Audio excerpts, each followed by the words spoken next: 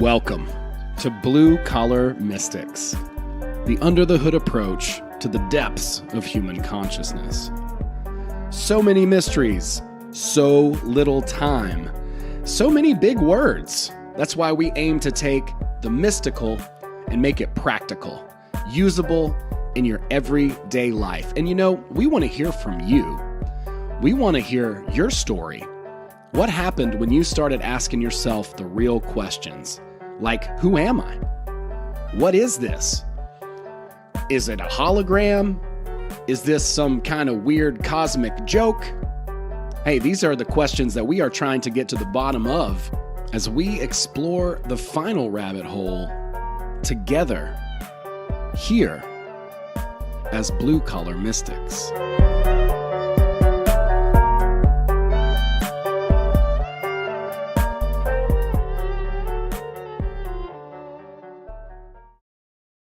What's up, everybody? Welcome to the Blue Collar Mystics podcast. Be sure to subscribe, rate, and share the podcast. I'm super excited. We're gonna have a great night in for us tonight. Just before we get started, I got a couple of shout outs to make. We are going to be not in Tallahassee. They changed it. It's somewhere in Alabama, New Brockton, Alabama, for Soulfest FL. If you're going to be around that area, if you're in the South and you want to go kick it with some folks in a field and experience what a sonic portal experience is like, which I highly recommend. I actually threw out an email about my experience earlier today. Come and hit us up. Come check it out. Soulfest FL is going to be chill. It's a smaller festival. I tend to like those myself. Big fan of that. Also just want to go ahead and let folks know that we have a little blueprint to happiness guide kind of thing that we have put together, and James is typing away on his mentalism course that's going to be free, that's going to go along with that, just to give you guys a little bit more. We started stacking things together back here, and we're just having so much fun creating stuff that we can't stop. And last but not least, please, if you're a content creator, check out our friends at Content Safe. Content Safe, they keep your content safe. They back it up. They upload it for you so you don't have to. And it is a huge, huge relief. Big fan of Matt and Daryl over there at Content Safe. Great people. All right. Well, we want to get right into it. I'm really, really excited to have Bill from 13 Questions podcast. They have an amazing show over there. And Derek of Mystical Wares. Derek, welcome to the show. Yeah, thank you, Owen. I'm happy to be here. Yeah, man. I'm really excited. Bill actually put us in touch, and we were already having a great conversation even before we started going live here. Bill, tell us a little bit about 13 Questions podcast and what you and Adam are doing over there. Yeah, well, 13 Questions was actually started by Darren Grimes and Graham Dunlap of Grimerica, and I kind of hopped in to help out, and I've been kind of finding guests and helping out ever since. And the idea behind the show was to ask roughly the same 13 questions to all these wonderful guests that have been appearing on Grimerica, and that I've been finding to kind of delve into the question of what it is to be a man in this digital age, and to kind of find the common threads and pull on them so we can come to an understanding and maybe have a discussion about it if there's any questions afterwards, I guess. So we have 13 questions that we get into. So yeah, it's a fun time. I've been doing it for about a year now, and I've been having a blast, and you guys have both been guests. So yeah, I thought it would be fun to all three of us to get together and have a chat. Yeah, man, I appreciate it. I appreciate the introduction. I know that if Bill introduces me to somebody, because then it's definitely going to be an interesting conversation. It's going to be somebody who has some great ideas and cool things to share. Tell us a little bit about what you do, Derek. I think it's really cool and fascinating. Sure. And I actually think the same thing, Owen. So Bill recommends somebody or wants to, have me meet somebody. Same thing. I'm completely open to. That's awesome. That we're all willing to do something like that. Absolutely. Yeah. So my name is Derek Condit, of course, like you said. I own Mystical Wares, which is I loosely call it a metaphysical store, a polished rock and gem crystal store up in Mount Vernon, Washington. But I'm also, and I have to stumble on my terms here a little bit, but I call myself a perceiver of frequencies. So, an intuitive. I can see energies and auras and frequencies, lots of things like that. I'm just kind of going quickly through that because I don't know that that's what this is about. But using those understandings that I do have, that I get to apply it to our great shop here, and I'm actually holding a piece of shungite now for those earthing or grounding abilities. So I get to perceive these, what we often call energies on these rocks and stones and minerals, and I can actually see them. And then, of course, like anybody else, can feel them as well. And then, work that into my reality and help expand others' understanding of it from lots of aspects. So I know that was kind of vague, but all encompassing too. So we have a lot of fun. Well, yeah, I mean, that's pretty cool. I think that's an amazing ability to have. And it's really, really cool that you're able to connect like that. I'm really excited to talk a little bit about like these ideas, things that get thrown around.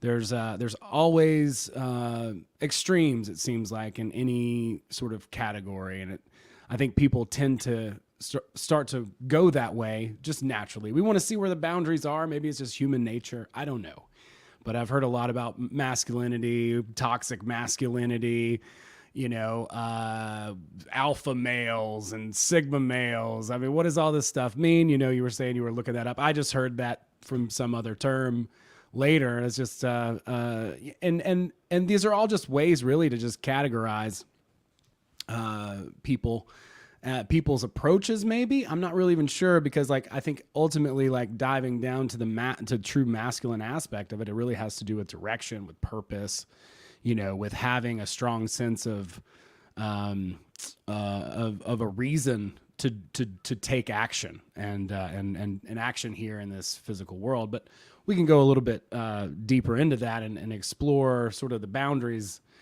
there. When I say masculine, I certainly don't mean man, but most men are more masculine in general.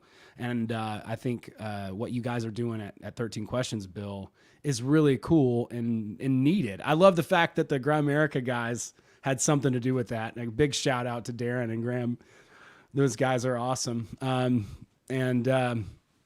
Yeah, do you mind talking about that? What have you discovered in interviewing men about this idea? What's some of the things that you have observed? My conclusions thus far, I guess. I guess so. Yeah. They don't have to be conclusions. It is interesting. It's become kind of a qualitative anthropological study in this question of what it is to be a man. And I was actually looking at the answers that you two gave to the question when you were interviewed before the show. I keep notes. I'll take notes during all the interviews, and I have them pulled up here. So I just thought I'd read your answers and then kind of give my thoughts, and we go from there. Great. So, Derek, I'll do you first. You had this is a synopsis, obviously, so you can feel free to jump in and correct me if I'm wrong. But I had written down to learn and understand and integrate from those around us. And Owen, yours, if I can find yours, here we go. To be someone you are happy with at the end of the day, and to treat people with respect, lead and face your fears, taking personal responsibility, and don't go along to get along. And both of those are wonderful answers. The only thing that I would add to that is just integrity, keeping to your word. And I think that that was my answer. Actually, I have that written down too, more or less. Let me double check that. I'm double guessing myself, but yeah, integrity is a big part of it. Just keeping true to your word. And I think if we were to go a little bit more deeper and define specifically what the male archetype is good at, and that would be protecting, I think specifically those that are weaker than us. I think that's a big part of what a man should do, especially with those, obviously that are close to him. And Dr. Bear actually said something a few episodes ago that stuck with me, and he called out the warrior archetype, and that's also goes along with protection. But he pointed out that not only must we be a warrior on the outside, on the in our outside lives, but we must also be the warrior on our inside lives, like our spiritual lives, because taking the battle to our own demons is how we're going to positively have the most impact on our immediate world, because the more you better yourself, then it's going to spread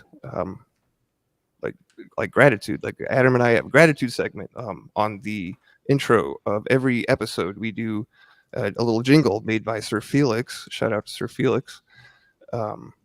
So Adam and I will share a gratitude, something that makes us feel love. And the point is to get the love vibration going. And once we do that, it spreads to, it feeds off of each other, right? Adam and I, we generate it, it feeds, and then it spreads, hopefully, to our listeners, which it seems to be working. The listenership is growing. So, yeah, that is pretty much what I've found thus far.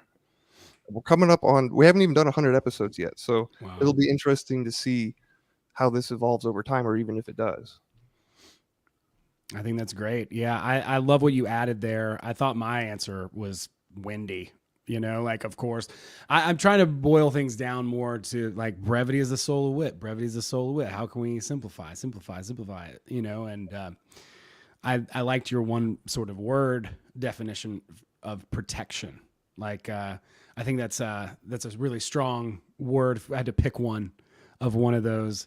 And I think maybe like these ideas of like the alpha or the beta or whatever, like the sigma or whatever they're going to come up with next, the wild card, basically just like a different approach or a philosophy in maybe how to protect properly, right? There's more than one way to do things.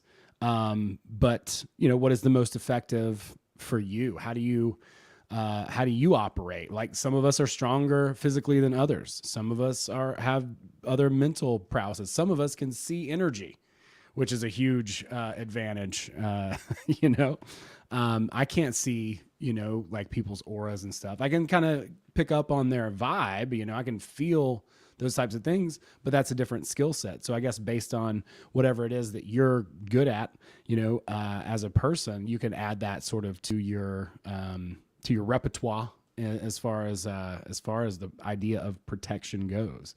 The warrior, is that part of like the larger archetype, king, warrior, magician, lover?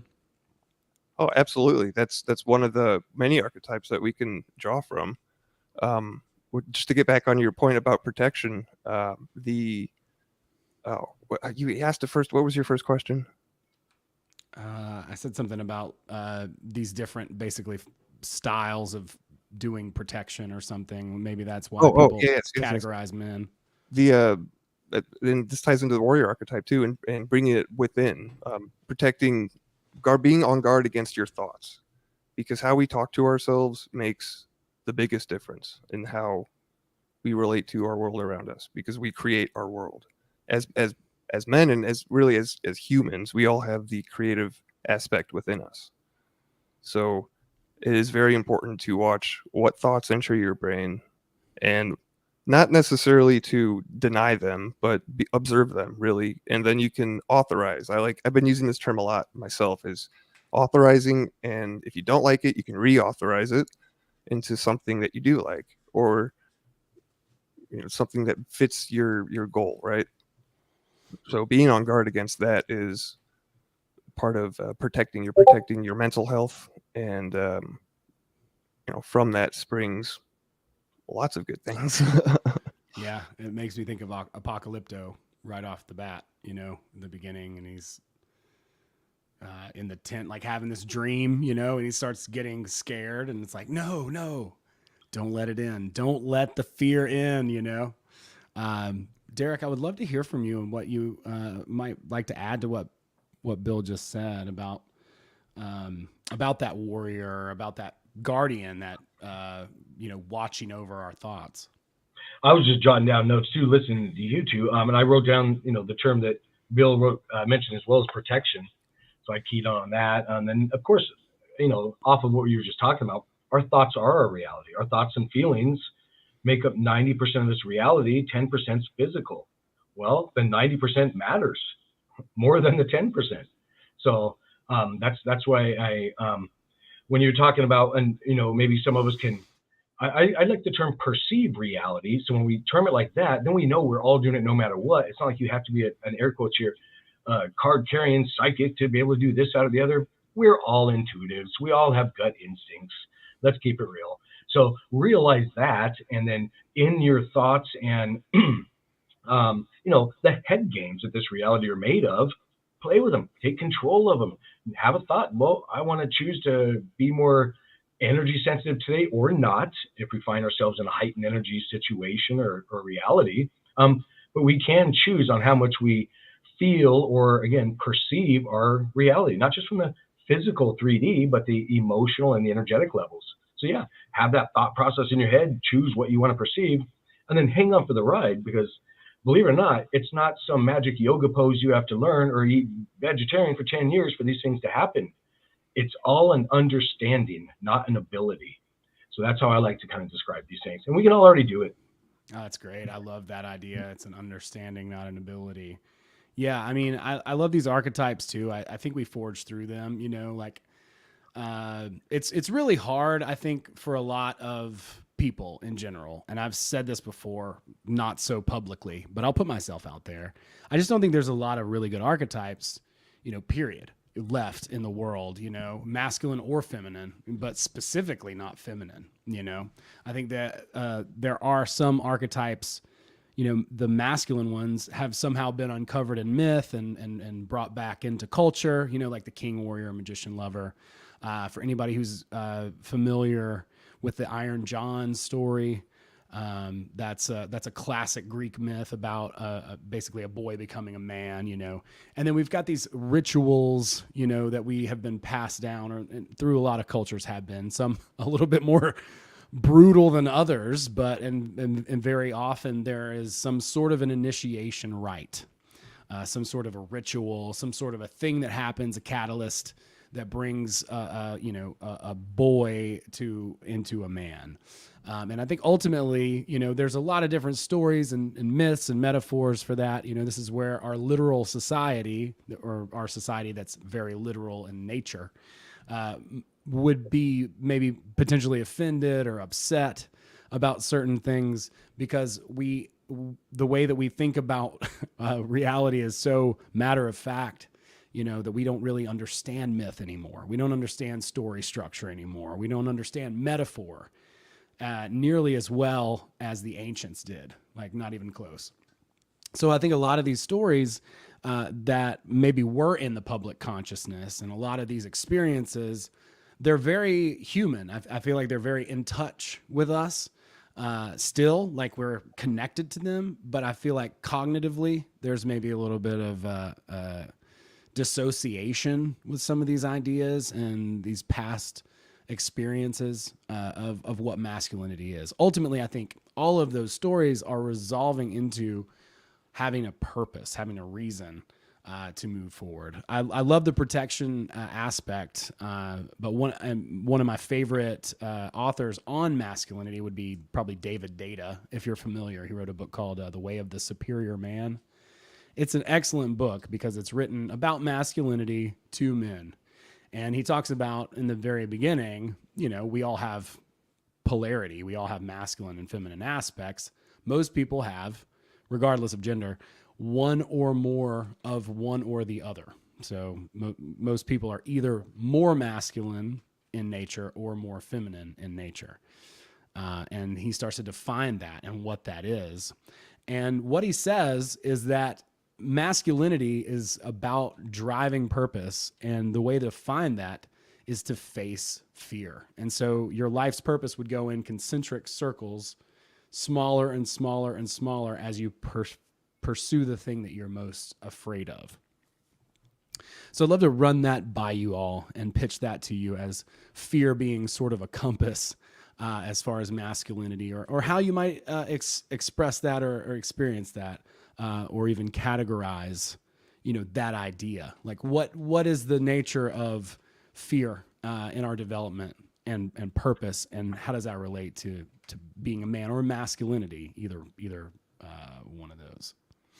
I would say that initiation and fear kind of go hand in hand, in that initiation, I would say, is one's first experience in overcoming fear with the understanding that I am, which is to say that you are, which is to say that you have recognized or are aware of the oneness that is everything, that is creation. So um, and a note on initiation, that just a comment that I've noticed in doing these interviews, that is something that is lacking, seems to be in today's culture, is some kind of proper form of initiation. At least it's something that many people that I've interviewed wish was more prevalent, or wish that they have had, myself included. Even though I've gone through, the confirmation, because I was brought up Catholic, so that people consider that initiation, but there really wasn't that heightened awareness of the I am at the end of that. And I think that is and that's the key part, and that obviously overcomes fear, because it trumps everything. So that's my 2 cents. I actually, when you mentioned the nature of fear, I mean, I come at things from maybe an unusual perspective, or an odd one, but I mean, I of course see it as a limiting factor. Not that that's unusual or anything. I think we all see it that way. But I what I've learned is, the more I embrace fear, so if I perceive some reality experience, whatever it is, interaction with somebody, as fearful, I actually kind of go, and I'm not sure which of those terms at the beginning of the show, Owen, to apply to this reaction. I kind of go straight at it, because I've realized through that experience, I get that, again, expansion, a higher or more, a wider perspective and realization. So then I can learn. So not necessarily not do the same mistakes if it was perceived as a mistake, but then see other options is what it is. So I kind of confront what's often known as fear, again, be it in the 3D, the metaphysical, emotional, or whatever that is. Lots of levels out there to perceive these things. But I have, more often than not, when I've went ahead and just pushed through it anyway, and that's even, and I have ex-military time here on 3D with the U.S. military as well, so straight up in your face issues too, push through it, and then I've expanded and grown past that. So, I thought it's kind of not a fun thing to go through often, but the outcome on the other side is often worth it. Yeah, I think that's really, really, really well put. I think he says something like it's about riding your edge, pushing that edge a little bit, doing something that's a little bit out of your comfort zone, cracking that. And it's not about putting yourself in a position where you're, then again, maybe sometimes, maybe some of those rituals that people were, in a place of true sheer terror, but I don't think that's necessarily necessary. But I understand, Bill, like, it's weird that so many people would want that. It's weird that so many people would. There's something about that is kind of telling. Like, it's something that we've missed, and we know it somehow, innately, that we would look for some sort of an initiation, and confirmation is not really this. It's like, I've set out time and time again to prove I'm a man. You know what I mean? Like, I'm going to work in an oil field. I'm going to become a tree farmer. I'm going to, do the most dangerous whitewater river and whatever it is. That'll prove that I'm a man. And there's never any resolve. Like, I'm still scared when I go camp by myself and start hearing coyotes howl, like, I'm still going to be a little bit nervous, even after all of that. But I think we kind of crave maybe just maybe just recognition or something. I don't know what that necessarily is for the initiation rite. I think connection and like you were saying, maybe validation more than confirmation. Because that's what the Catholics call it, is confirmation. During that sacrament, you're technically supposed to be, your parents are no longer responsible for your spiritual well-being, and you've established independence. Yeah.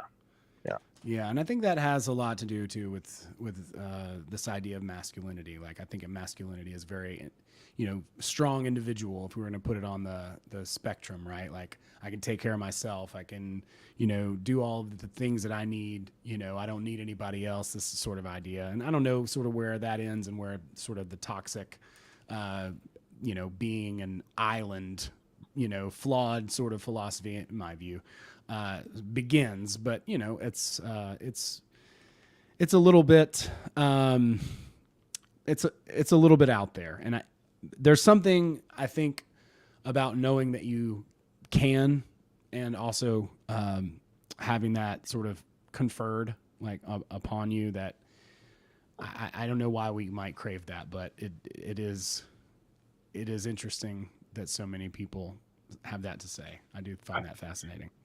That's odd. So Bill, when you're talking about confirmation, so that's, and I'm not very, I don't have a wide range of knowledge on religious aspects on a lot of these things, but that's from just listening and coming from literally a neutral perspective, just an unknowing one of that.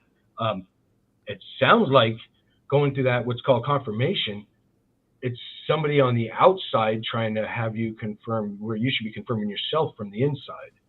So that just doesn't even make sense to me. It's totally counterintuitive. Why would we need somebody, let's just say from the masculine or male profile, some group or collective or somebody who knows better than us to give us any kind of confirmation? That doesn't even make sense. Where we should be looking inside ourselves and have those realizations or confirmations, call it what you want, either way, from inside out, not needing it from outside in, be it daddy, religious figure, or whoever. I think that's apt. Yeah, I think that's spot on. Because I think what it is it is our own desire to know that we can be independent truly. Like we absolutely can. Well, if we were to like take it to like Iron John myth, something like that, where this young man he has to let the wild man out, and he has to escape, in order to come back, basically.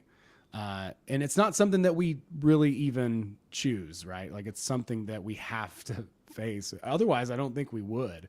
I think I've heard someone say have a little story where let's say you're a soldier and they call you to war and you're on the balcony, with the beautiful beloved bride, and she's like, "Oh, I wish you didn't have to go." And he's like, "All right, I just won't go anymore," but that never happens, right? Like he always has to go. You have to for some reason obey that calling and confirm that, like you're talking about, from within, right? Like, and go ahead and confront whatever that fear is, which is often difficult. There's a couple of things in the chat here. I'll pop these up. Let's see. Shannon says, it seems like fear in our realm is a tool of controlling the mind and driving choice. Is anything we experience truly something to fear? Good question. When is it a natural part of the experience? I think it's a natural part of the experience when I'm in the woods. Nature keeps me pretty humble, to be honest. And that said, I still don't say that there's anything really to fear, maybe some pain. Not a big fan of pain personally, but When is it not a part of the natural experience, right? Like if you're not True. feeling anything, you're dead, right? Isn't that how that works? Kajazi, I'm definitely not pronouncing that. I'm pronouncing that incorrectly on purpose. Our culture lacks rites of passage. This extends adolescence. And I think there's probably a kernel of truth to that as well. And maybe that's why we crave them, like innately, like for some reason. Because I did, like I said, I did everything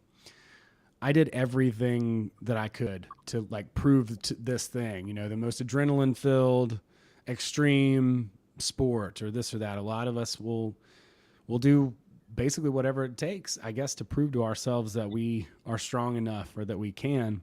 But I don't think we really win that sense of independence until we are in a position where we really doubt or we really have to confront and come up with a situation and overcome a situation that we previously may have thought we wouldn't be able to.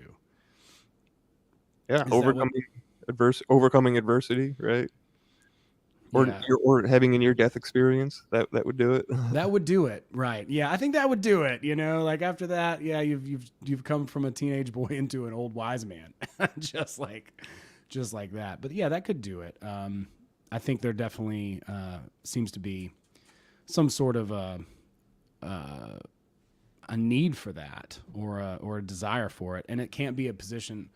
Or can it? Can it be a position that you put yourself in, or is that something that somebody else has to do? Sure. I think, I mean, going back to what Derek was saying about you're basically self-confirming, it's absolutely a position you can put yourself in. People self-initiate all the time. It's what you feel, not what you do. So on the 3D checklist of trying to be a man, I'm a skydiver, I'm a scuba diver, I can go on and on and on. I check a lot of boxes, and when all is said and done, I don't pin that up on my wall or my shirt sleeve saying makes me a man. It didn't do that to me. That's not what it was. It was the feelings, the understanding behind all of that, not just checking off the boxes of doing this out of the other kind of thing. Because I've done all those this out of the others to a large degree. That's not what it was. It was really coming on the outside of all of those experiences and reprocessing them on the inside, and putting that puzzle together of our reality. That's really good. Don Clark, what's up, my man? He says it could be that the confirmation, like marriage, is a way of informing the community of a spiritual change in a person's life, an important lifetime, like achievement or accomplishment. And I think maybe traditionally that is kind of what it was about. But yeah, I take that point. The self-initiation, like many of us have just had to dig a little bit deeper. We've had to, ask more questions. It's interesting to think of that so much of the information that we're just inundated with right now was so hard to find for so long, even if we went back, 20 years. The beginning, well, maybe a little longer than 20, but before the internet, really became a thing, and you could just YouTube literally whatever, and now we have the ability to look back and sort of see what we've missed, or what we are lacking. And yeah, the chat is lively. I just want to say thanks everybody for coming to hang out with us today. If you have some things to say, yeah, like you can chat for sure, and then I'll throw a link in here in a bit as well, and you can hop in and chat with us. I'd love to hear some other perspectives about this, and even some contrast as it comes to this. As the spokesperson for the perfect balance between masculinity and softness, I tend to be only slightly an expert on this, but I'm really happy to have Bill here because they do such a great deep dive. And Derek, it sounds like you've had quite an amazing life and quite a few experiences to draw from as it regards to this topic. And we tell us a little bit about how you discovered your ability to sort of look at gems and see what they are and energy and such. It's a tough topic to get into because of just lack of ways of describing this stuff. I didn't know it was a thing, or I was what's called an intuitive. Again, we all are, granted some degree or another. Some can do a little more. But the energy things, it literally, I would realize I could pick up different rocks and gems or minerals, and then what's often termed download information to them, just have a knowing or understanding. I couldn't put words around it. I didn't know what the word psychic was. So I was in my mid-20s, already in the military. And then I found out my mom was into all that, big stories behind that one. But I came from kind of an unknowing or neutral perspective, wasn't preloaded with a bunch of terms or understanding, just kind of went at reality. And I would have, let's example, interact with somebody, let's say in high school. I could see the energy fields. I didn't call it that. I just saw it as them around them fluctuate, change colors, shimmer, shake, do different things depending on how they were feeling or whether they were lying to me or not, or the truth, again, just layers of energy. And I didn't know that everybody wasn't doing that. So I would kind of go through even up into my 20s and 30s, wondering why people would be lying so blatantly. I didn't realize that it wasn't that obvious to everybody else. I had to actually clue into that because I didn't know. And I'm like, oh, you mean you just don't? And I slowly clued in, thinking, oh, I'm a little out there. And then rocks and energies, and again, working with Shungite, just feeling it, getting that information, and then testing it here in the 3D as well, with just unbelievable stories. So, I mean, and go on and that, but it's a unique way of perceiving reality when you realize what we call chakras are senses, not just your 5 senses for physical, expand into your chakras or nerve accumulations, call them what you want, and realize their senses, and then you'll pick up on it. And it's really just a thought process. It's, again, not sitting around meditating for months on end and finding a hilltop and, calling yourself a guru.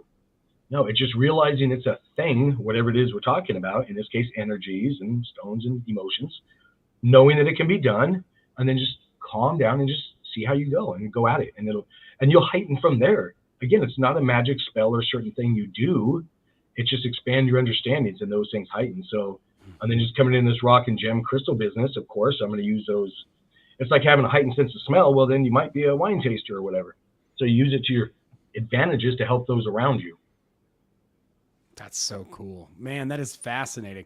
Well, that prompts me to maybe ask a question then, if I can, just like so energy, right? Like, it's such a thrown about word. We're here exploring cliches now. And that was part of the whole point of this anyway. But people talk about the divine masculine or the masculine energy or what have you. As someone who actually can grasp a little bit better than most people can understand or explain what energy is, how might you describe masculine energy in essence? What a great question. I've never been asked that. And it ties in earlier in the podcast. Somebody had mentioned, one of you, about masculine energy. It doesn't have a male, female thing. That's not a thing anyway. That's a whole vehicle. These are just vehicles anyway. Okay. So coming from that perspective, describing the masculine, when I perceive it, so here behind me, there's a couch where I do sessions and different things, and they can be remote and or here on the computer, and I still can perceive the person's energy. I know energies. What does that mean? That's right. Like saying food. Okay. Yeah, I mean, come on. Can you get more vague? So, but, limited terms we had to work with down here. But when I perceive some of these energies from the visual spectrum, and they're in their masculine energies, doesn't matter, male, female, again, doesn't matter. It's a bit more voluminous, I would say, is what it is. And it's more, and again, none of these mean better or worse. None of that applies to anything I'm talking about, just so you know as well. Less, and scientists would call those orgone energy. So I can perceive what's called orgone energy. You can call it chi, prana, aura. It's not moving as much as the female or feminine energies. Theirs is more moving, more flowing. It's more in succinct with the environmental energies. Us, when we get into masculine energies at times, it's more like we're going against the grain a little bit. But you also learn in that as well. So I'm not dissing any of us for doing that from time to time. Lots of ways of perceiving our reality. And hopefully we all understand that it's best to perceive our reality from feminine and masculine perspectives, and then choose from there, because it's not always just chocolate or vanilla. But on the visual, again, voluminous and slower moving. I don't know everything. I don't know what that means on the visual spectrum, but I can see that now. And also, how do I tell you this? Because again, there's not terms for this. When I read somebody during a session, do the psychic and things, so I can communicate with guides as well. It's not as intricate or as in depth of information as if you're in the feminine. And I don't know why, I can't explain that, but that's how it comes through. And then again, and when I say feminine, often you think that love energy, you can call it empathic, or that heart chakra, that big welling up of energy around your chest. Well, that's a thing. And those energies, as you perceive them, and then more on the visual spectrum, because you asked about how I perceive it, it does come in colors as well. So it doesn't quite make sense, but thicker colors or denser, and no, dark doesn't mean evil or anything like that. Not that you're asking that, but it does translate on, at least for me, on the visual spectrum, the feelings and emotions. So it's just different. And each person is different. So not everybody's the same. They're like songs on a playlist. There's a love song. Well, there's who knows how many thousands of love songs. Right. Yeah, so they all vary. No, that's so good. No, thank you so much for fielding that question, because I can't help but just, kind of, because I know there's not like one thing and then that's it, No. right? There's variations of everything and shades, and what we're talking about is beyond words anyway. Like everything on this podcast is pretty much, all the things that we can't describe. That's what mystical means. For the most part, right? So thank you so much for explaining that. It makes sense to me, right? Like I when I first heard about this idea of masculine, feminine polarity, I definitely didn't have I definitely didn't have the sort of grasp on it that I would later come to understand. It seemed on the surface a little bit different than what I have learned through a little bit of discovery and research and things like that. But I think I really like the way that you have sort of categorized it, denser, less moving, more grounded, more observing. I've heard a lot of different metaphors and ideas, like the masculine sees the painting, the feminine is the painting. The idea that the intuitive, sort of aspect is that more feminine sort of gift or what have you. And that makes a lot of sense. And then, you start to learn about like Kali and like all these other different archetypes and then things get, more and more intricate and difficult, but also interesting and confirming too, right? Like, just when we start to categorize things, like you said, it's not good or better or any of that. It's just a way to basically understand the processes that we can't explain, but that is so fascinating to me. It makes so much sense. So I could see that there would be different levels and elements of everyone as you kind of encounter that. I will add, I was going to say, if you don't mind, I was going to add on really quickly. Often some people walk into mystical wares and say, what color's my aura? I'm like, it doesn't quite work that way. Yes, there's a hue or a coloration, but it changes with your emotions, and it's not like you're green, oh, then you turn blue, and then blah, blah, blah. No, it's a variation. There's a whole spectrum going on there. So I just wanted to explain that as well, that it's not like, oh, it's a blue day. Yes, there are frequencies that you're carrying that pass to that blue color on the spectrum, which is why certain, green and pinks, you think love and healing and things like that. But I just want to point out that our auras are not a one set color or anything like that. They change all the time. We actually have an aura machine here at Mystical Wares with a whole biofeedback device built into it, developed by scientists and doctors. You put your hand on there, there's reading sensations, and it projects a visual perception of your aura on real time. So on a TV monitor. So you can see that. Read your emotions, the heat sensations, the electrical sensations in your hand. It's like a mood ring. Yeah, funny. Yeah, but up on your monitor. Yeah, that's really cool. It doesn't, it's amazing to me. I really think this stuff is so much more connected and people want to admit.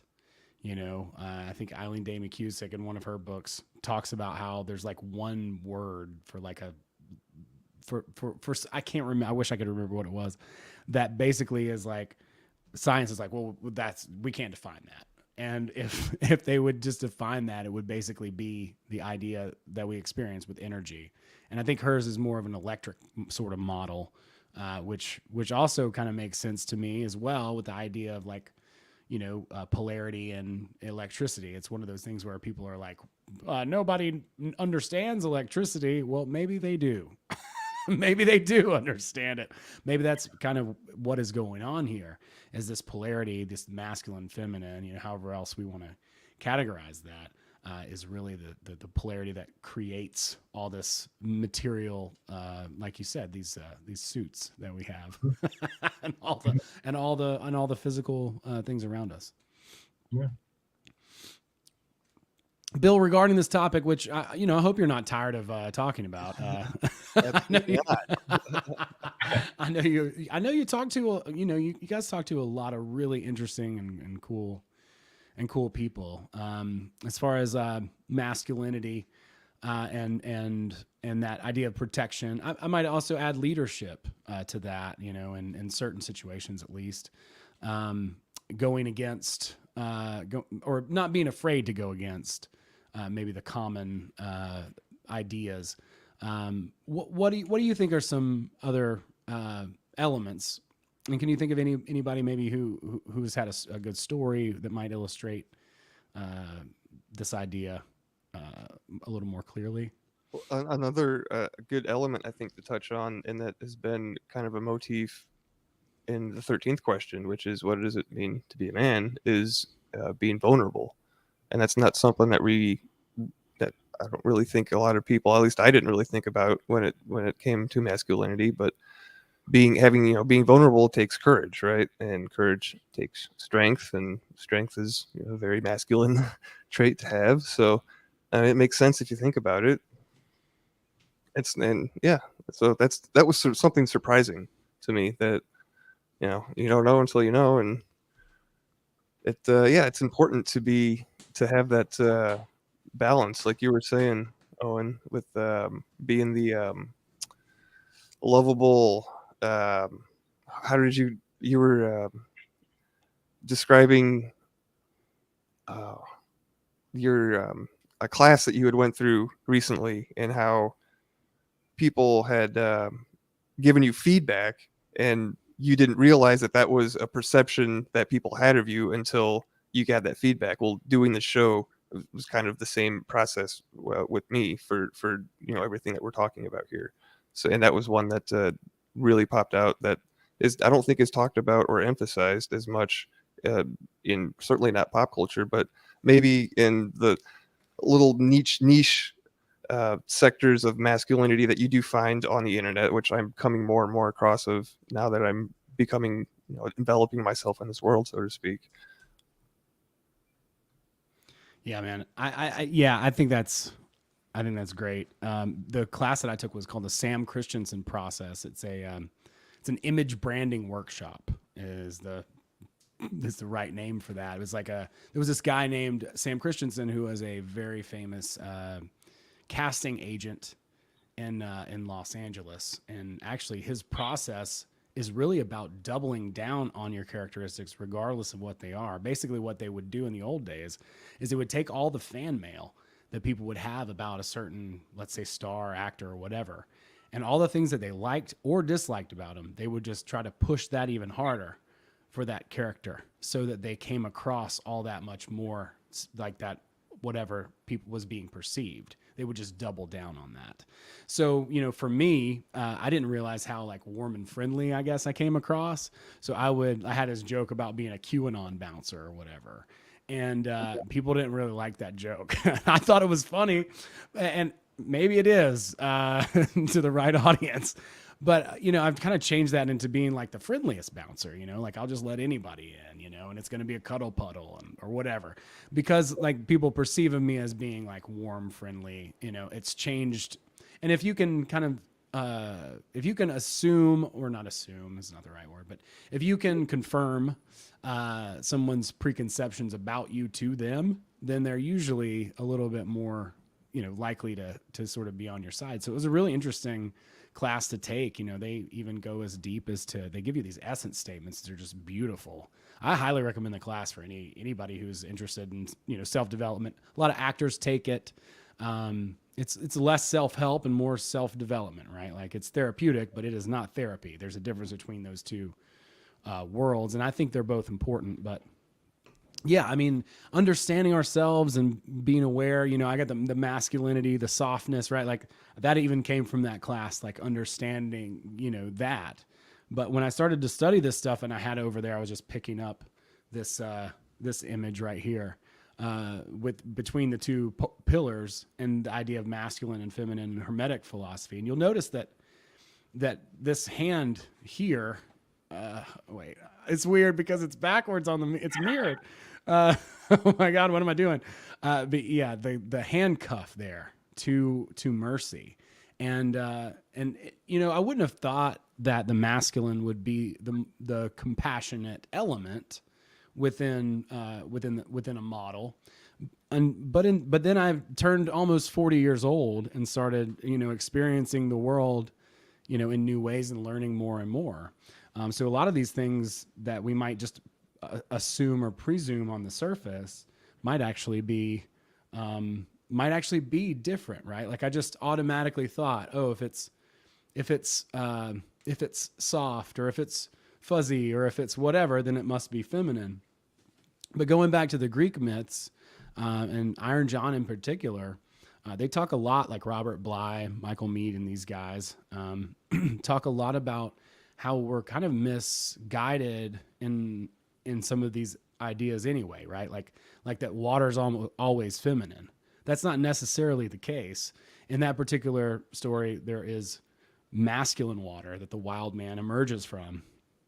They talk about how there's not just mother sky, but also father sky, and mother earth and father earth. So it's not just one element or the other. And, the duality thing is something that is necessary and entrapping all at the same time. But as I start to understand these ideas and these energies, I should say, they become more and more apparent. And just like being able to, guess someone's thoughts about you, it can be a really helpful tool to be able to kind of have an idea of, hey, thanks for that, of sort of the direction and where somebody's coming from, like how to read that. Yeah, now I'm sort of blathering, but Well, going back to your point on polarity, everything exists with, so we have a poles, right? So that means that there necessarily exists a spectrum, right? So we can't really have a definite, there's not going to be, this is why we have archetypes, right? Because we can't point to one specific example and say that's courage. It's something that it lives within our subconscious and that we must bring into and manifest in our own reality. Yeah, right on.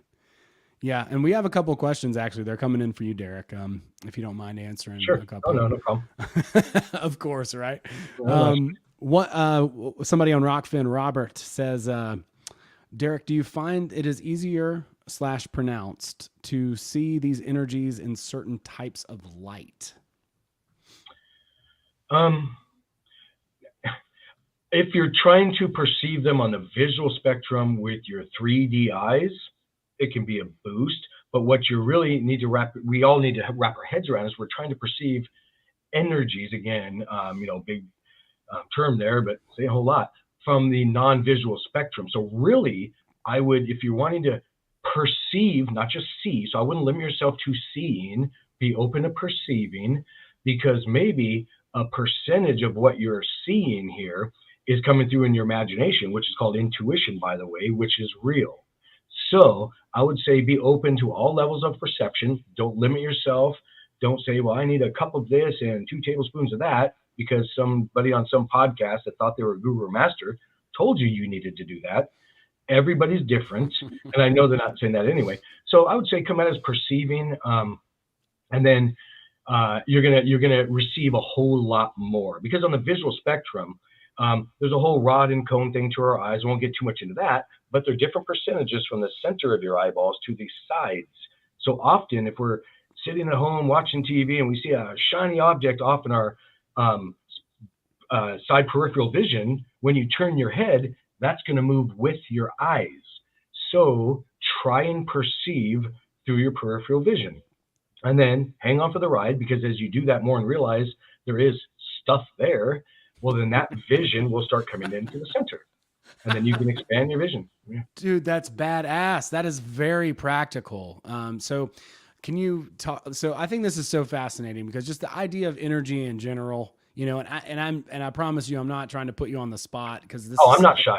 Okay, good. Because it's, this is, again, stuff that we can't explain, but we're attempting to. Yeah. But just the idea of energy, and it's like, how would you describe that? The limits, the encapsulate, how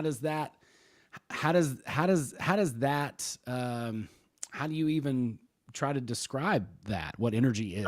How do you even ask the question that you were just trying to ask? I know, because we're talking about this stuff between you and I, and we Right. don't see that stuff. Yeah, but here's an example. You know, Owen and Bill, that darn well that love is a thing and it exists, but you can't see it sitting here in my hand. But you know it's a thing. Then let's all just get over that we have to perceive it visually or smell it or taste it or touch it. Physical senses. Remember, 90% of your reality is on the metaphysical. So then just realize that, go at it. Again, it's just a thought. To really is what it is, a thought. Choose to perceive it more, and everybody's going to perceive it differently, because you may hear it often, especially nowadays in these heightened energy environments that you guys are talking about with solar stuff happening. You're going to get more tinnitus-like symptoms. Like, Owen, you get more ringing in your left ear than your right ear. I see that from the ring. And you know, it's not because you're going deaf or anything like that. I mean, there's always a percentage on the physical spectrum that stuff's happening. But no, and I'm just looking at the energies on you here on video, I can see that they're over there more. So you get more ringing in your left ear, as you'd call it. Well, that's usually, and I'm loose with my terms here, guides, guardians, past loved ones, angels, call them what you want, but those disincarnate, not on the physical spectrum.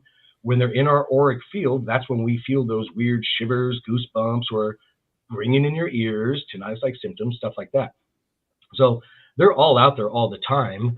And again, there's not one set recipe. I like to use, cooking and recipes in my analogies to follow, because we all, have different ways of perceiving it. So just know it's a thing, and then realize it, open up, and then don't be shy in the tools that we talked about earlier, like rocks and gems and the mineral shungite. It's a good grounding or earthing. Yeah, you can go hug a tree. That's a legit, I'm going to make fun of it, but that's legit. It removes excess electrons, or orgone energy, scientists would call it. Well, I'm going to tell you, it's going to remove those heavy anxiety energies or frequencies that are hanging out in your auric field that are limiting your perception of this reality. So yeah, hugging a tree is a thing. Grounding or earthing, salt baths, holding, again, shungite and other minerals like that, so that you're not, it's kind of like your bathroom mirror after a hot shower. You're trying to look and perceive your reality, but it's all hazy. Realize you can wipe that mirror off and start doing it. And that's by your thoughts and feelings. Not, again, climbing some mountaintop, getting some secret society club, this, that, or the other. Not a thing. Man, that's great. That's so good. I love the idea too of like using your periphery, what's out here, and then then it will come more into, you'll just perceive of it more easily, I suppose, I guess, right? Is that? You will. And then an add-on to that. So let's say you're getting that, again, I make fun of that shiny quick flash on the right side of your, okay, well, it's like, so let's say you just smelled something. Well, now use a different sense. So now you got a flash in you're like, okay, is that maybe past grandma, grandpa, my cat Fluffy that went on, whatever, who knows? So just pick up on it, realize it, and then use your imagination, which by the way is real. None of you need me to tell you that. It is 100% real, more than 100% real. Well, then open your imagination. I didn't say drive it or steer it, just be open. And maybe you're going to get a little intuitive download or a hit or an aha moment on who just came by. Or you have this quick, maybe you smell cigarettes and Uncle Bob smoked cigarettes. You know where I'm going with all this. Yeah. So when you get that first intuitive hit or shiny thing, be open to more. And that's how you actually expand, because then you're lifting heavy objects. And guess what? You lift enough heavy objects, you're going to get some muscles. And then all of a sudden, lifting heavy objects becomes a whole lot easier, and it happens more often. That's so practical, man. I absolutely love that. It's just excellent stuff. Because we were sitting here, we're talking about, well, that's just toxic masculine energy, or or whatever. But it's like, dude, if we don't know what energy is, how can we talk about masculine energy or feminine energy, right? And to go back to the archetype thing, these are things that are part of our ancient lineage, and I don't think we have a lot of, or at least until the internet, we haven't had very much awareness or of these ideas, these archetypes that we've had. And and when I say, for instance, that I don't think there's like a strong feminine archetype, I think in Gnosticism there is the Christos Sophia story, but that's not something that's in the mainstream consciousness, and what we have is this sort of, I'm going to sound a little woke here, but, but this like patriarchy, with the Bible and all these men who begat and basically raped women and begat. But I'm pretty sure the Christians don't believe that men can have children. So I don't understand how that could, anyway, it's getting complicated. But my point is that these ancient sort of ideas and archetypes, we've kind of lost touch with, and being able to understand what energy is, is part of those metaphors, right? It's part of understanding, who these people are, these ancient gods, or even these, young princes or whatever. It's always royalty, but this young prince who, like for instance, the Iron John story. If you guys aren't familiar with that, I think it's a young man. I think he's like pretty old actually, in the course of the story, but he loses his ball underneath a cage. Where a wild man, his dad is the king, right? And he's found this wild man out in the woods, and he's locked him up here on the property, on the castle. And the young boy wants his ball because he lost it underneath the cage, and the wild man has it. And so he goes to bargain with the wild man. The wild man is like some part of, just stuck in this thing. He's super hairy too. Like he's a hairy, wild, redheaded man. And so the young man says, "Hey, can I get the ball back?" And he's like, "No, you can't. If you let me out, I'll give it to you." And he's like, "Well, I can't let you out because I would have to get the key, and I don't know where that is." And the wild man says, "I know where the key is. It's underneath your mom's pillow," which is also significant. And so the young man's like, "No, I'm not doing that," because he can't just go ask her for it. She's not going to give it to him. So he comes back. And I think somewhere around in his 30s, something like that, he finally is like, "You know what? I want the ball back." And he goes and gets the key, lets the wild man out. When he lets the wild man out, the wild man takes off, and he's like, "Wait, where are you going? I'm going to be in so much trouble if you leave, because they're going to know it was me who let you out. So let me come with you." So he goes with this crazy wild man into the wilderness, and learns a couple of lessons about himself. And the story goes on actually a little bit longer than that. But he has a couple other trials and tribulations. But ultimately the idea of the story is that we as people represent this young boy, as men, would represent the young boy who is letting the wild man out of the cage, right? And we have to take the key from our mother's pillow. She won't give it to us because we have to establish that independence. So if we were to take this to like more of an indigenous right, it would be, the men came in and they grabbed the boy and they took him out into the woods in the middle of the night away from his mom, and whatever. He has to fend for himself for 3 days, or he has to do X, Y, or Z thing and find that wild man within him in order to sort of confront and make friends with that aspect or that element of himself. So that's a little bit about Iron John. It's a long book written by Robert Bly, the poet. He's a great poet. Been around, but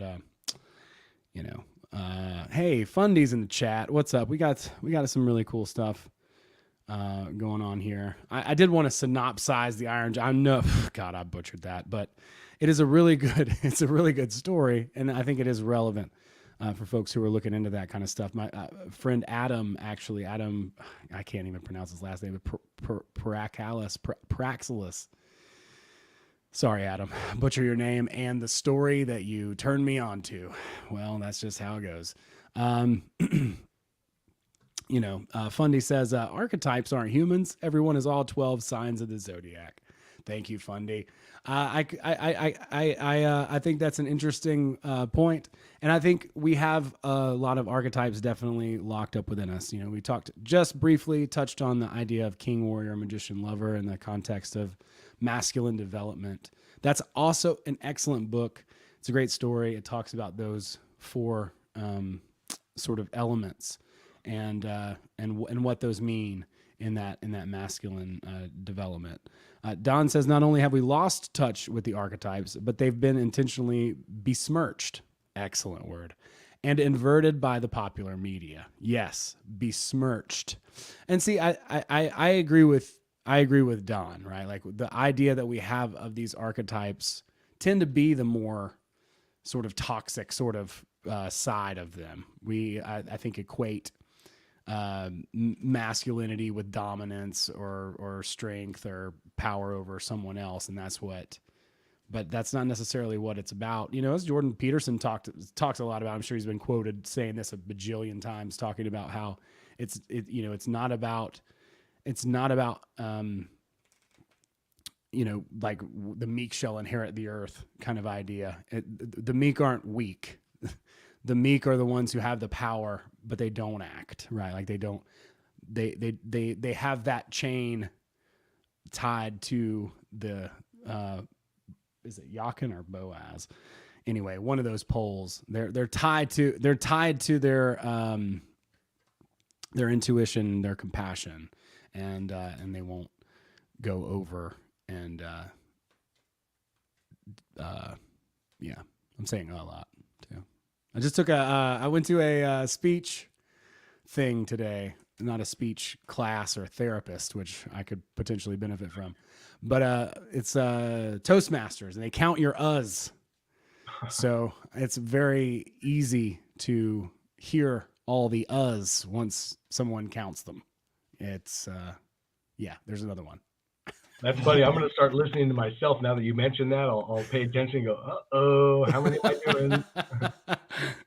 Well, I get distracted. I'm horrible about being able to focus on more than one thing at a time. I'm not a multitasker. I think that's a very feminine energy type of skill. I think for me, I tend to sort of just focus in on whatever it is that I'm doing, and I have a hard time. So if somebody writes something in the chat, and especially a lot of my friends are funny too, so I'll see something and it'll just wreck my train of thought. But yeah, I think we have a really cool and awesome active chat here too. If anybody wants to come and hang out with us, I'm going to throw the invite in there in the chat. If anybody's hanging out, you want to come and chat directly. Just hit that link right there I just put in, and we can open up the conversation. But I think it's fascinating, Derek, that you've been able to talk to us about energy and what energy actually is. You're coming in here. It's cool to have archetypes. I agree with the besmirching, but that energy itself, it exists, and it's beyond any defined bounds or what's in the public consciousness. Oh yeah, I've got lots of what I call toys in here, mystical wares that we play with, from Carillion photography devices that will take photos of that missing limb, or I don't care if it's a leaf that's been cut in half or whatever. You can get an actual photo, and not some hazy view. You can see the energy body or aura, because you're not your body. You're an energy being having a physical experience. So why wouldn't you be able to do that? And then I've got a scalar energy device for sending what's called scalar waves, energy healing waves, so you can heal yourself. So I'm not logged into chat, but somebody asked a question earlier. We use lots of different energy devices. We, as individuals, are energy and frequency devices. You have thoughts and feelings and imagination. You can tune your chakras. Think of yourself as a radio. Your chakras as the dial. Tune that heart chakra to love. You're going to heal yourself. And that's just a thought process. Again, it's not a certain set diet you have to become, or join a club. No, just realize you can already do these things and do it. So yeah, the answer is, again, back in chat, lots of frequency or energy devices, and that's just not the scalar energy units or the other ones. Again, rocks and gems and minerals, those are energy devices as well. That's cool. Yeah, Shannon's got questions. Well, let's see. Yeah, I think it's all right. We'll do our best here. Let's see. What energies do you see when someone is dreaming? She says. Oh, what I call remote perceive someone while they're dreaming. I'll just have to go with these podcasts, being just completely blunt, full disclosure. I'm not a shy guy, as I said, so I'm just going to tell you how it is. Love it. Okay. I can actually, and they'll call it astral project, remote viewing, things like that. Astral perceive. So I can chit chat and communicate with somebody dreaming. I'll do that from time to time. And chat with what you would maybe loosely call their higher self or oversoul. the them, because I'm not a big believer in having to have a bunch of other entities, and that's a big, or I should say a vague term as well. No clubs or no Kool-Aid in this office is what I'm saying, if you know what I'm saying. So Yes. just water, just love the energy. Corny, I know, but love is the answer. It's the strongest energy out there. And then coming from that perspective, you can do a whole lot. So knowing that, what I'll use is, and they talked about dreaming or whatnot. It's I get to see it like a movie and or get involved in it. So I call it remote perception. And because I'm not, educated in the mystical arts or this, that, and the other, and know their key words or what some are calling it, again, I'm blunt, use the terms that make sense to me, and I'm perceiving it. And when you realize that you're not just a remote viewer, because then you've limited yourself to the visual, the viewing. I have no patience for that. I'm not known for my patience. I'm just joking, but not really. I want to get out there and it's not just look at the ice cream, the sundae. I want to try that sucker and eat it and taste it and dig to the bottom and see what's in there. So I remote perceive. And when I learned to do that, and again, it's not a magic meditation you need or anything. It's realizing it's a thing and then go, and yes, there are tips and tricks to expand into that, but really you can already do it and you can get in there. But I would also suggest before I end, have an understanding of what I sometimes call an armoring process, because if you're going out there in the ethers, there's other individuals, good, bad, or indifferent. So you need to be aware of that as well. Yeah, that's really, really cool. My friend Abby is an avid lucid dreamer, and we've talked about this a fair amount, actually, and we actually have like a little dream experiment that we've been doing. We tongue in cheek call it our dream coven. And so, I know that she talks about how, and she is a big fan of Castaneda's work. And we just finished actually this book here, that has a lot of his ideas in it. It's called The Dream Searchers. It's a Russian book called, there's two of them, but this guy talks, it's kind of like the Matrix for dreaming, and the story's not quite as good, but it's fun. It's a fun one, but they talk about like how, you go out into the dream world and talk to people who are aware and some things that are just not self-aware. They're like these different energies and guardians of people and all this kind of stuff. It gets pretty interesting. Do people, and I don't know, but does the average person think that dream reality, air quotes here, is something that's not real and it's like a playground? Because that's not the case. And I don't know what the average perspective is. I think the average person thinks that a dream is not real at all, and that there's nothing to it. It's just this random. That's life. Okay, then switch it to life. That's the dream. Yes, that's the one that. Just calling it out, I see it. It is. Yeah. There's way more layers and perception levels and stuff in the 90%. Remember, than the 10%, and that's where you really have the fun. Because your dreams are a whole. It's like a channel. It's not a space or a place that you pop open. Yeah, you can kind of visually perceive it as that. No, it's a whole channel. You can call it a dimension, a level of understanding.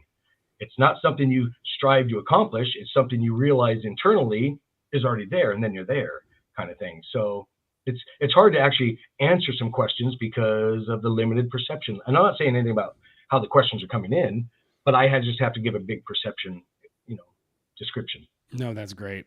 Thank you for that. I love that. And I couldn't agree more. I know Abby would totally agree with that too, right? Like the mental is the cause, that we're in the effect right now in this physical sort of, we're the shadow on the wall, so I definitely couldn't agree with that more. And yeah, I think she's, I'm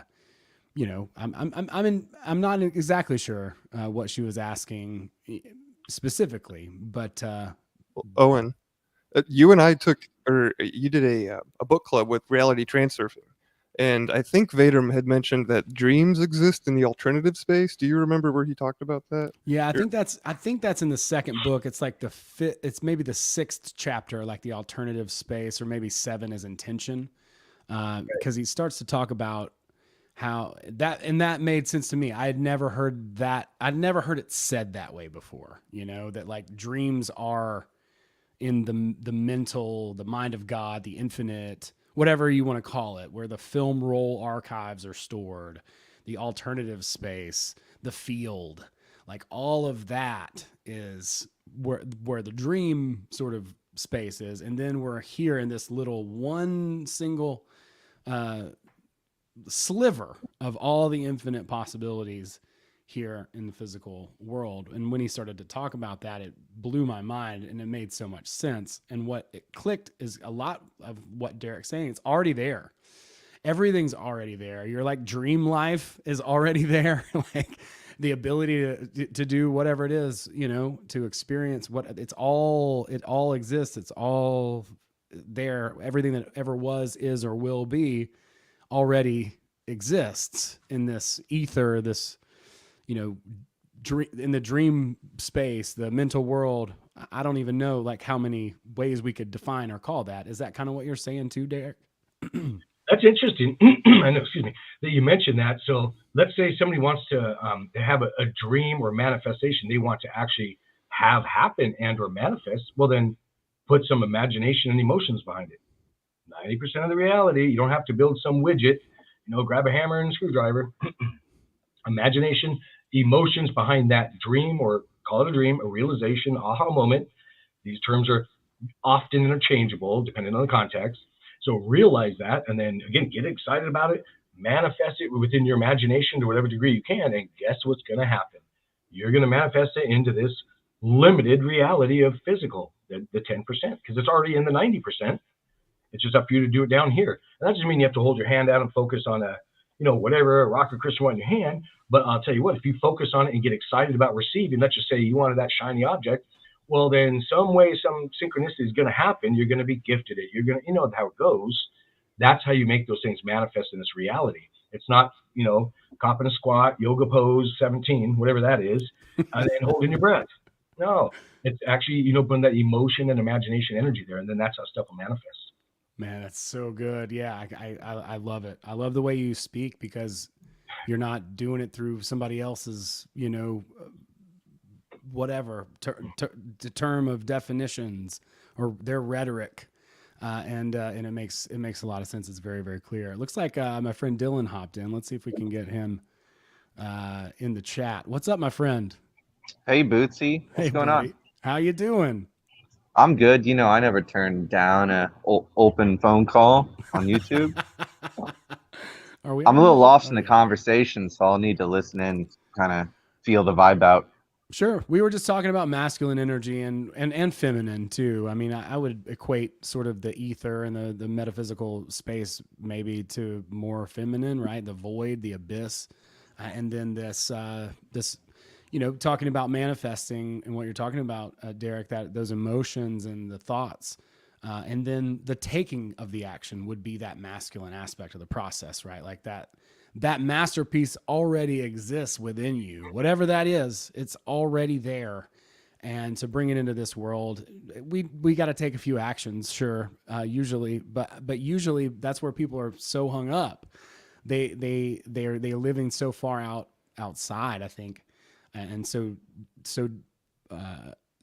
divided from their mental space in their world that they are taking tons and tons and tons of actions here, and so over masculinized. And I think in large part, you know, as far as an imbalance goes, whether left or right brain, like we've been shoved into what you would consider the masculine, the logical sort of side, but then again, we don't have all the pieces of information to make great decisions living in that side of the world too. But anyway, that's what we've been talking about is masculinity, Dylan, and what exactly that is, and also what energy is. And I think Derek has done about as well as you could ask as far as like defining and sort of putting some ideas about what energy is and how we sort of interface with that. I'd like to add, Owen, really quick off what you were just saying too. There's nothing wrong with faking it till you make it. So, I mean, there's something to that. So hold the understanding or impression of what you want to become or what you already are is a better way of really thinking about it. Because by the way, when you mention void or the abyss out and the other, that means it contains everything. That doesn't mean it contains nothing. Just like blackness, people think negative and neutral. No, it contains everything.